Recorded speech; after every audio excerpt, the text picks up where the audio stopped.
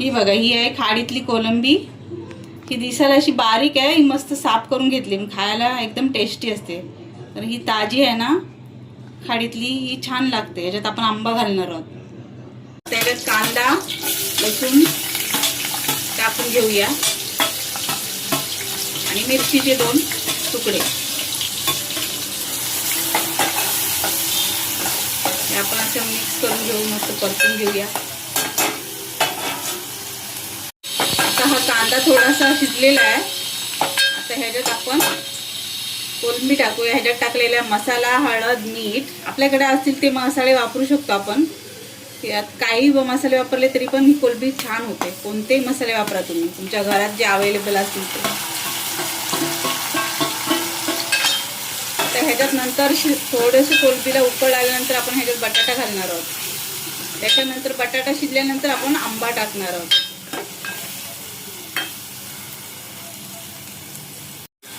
तर ह्याच्यात आपण घालणार आहोत पाणी.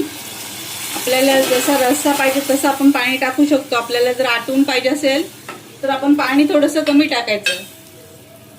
मला थोडासा रस्सा पाहिजे म्हणून मी थोडं जास्त पाणी टाकलं. आता ह्याला एक उकळ येऊ द्या, मग आपण बटाटा घालणार आहोत. हे बघा मंडळी ना, आता ह्याला चांगला उकळ आलेला आहे. आता ह्याच्यात आपण बटाटा टाकूया.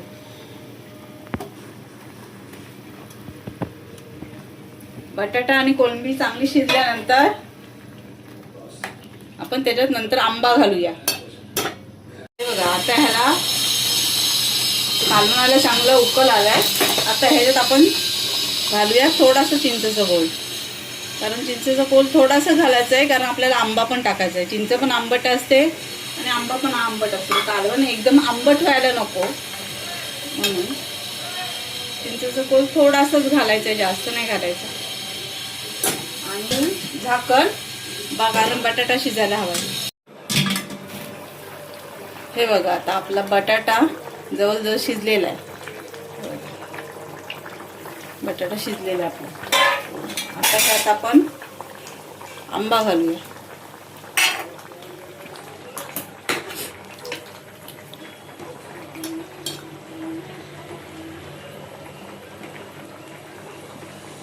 आणि आता थोडा वेळ आंबा शिजेपर्यंत शिजवू दे.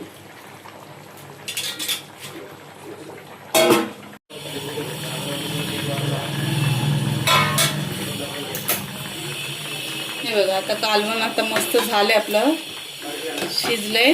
बटाटा आंबा पण मस्त शिजलाय, बटाटा पण शिजलाय, आंबा पण शिजलाय. आता ह्याच्यात लास्ट आपण घालूया कोथिंबीर.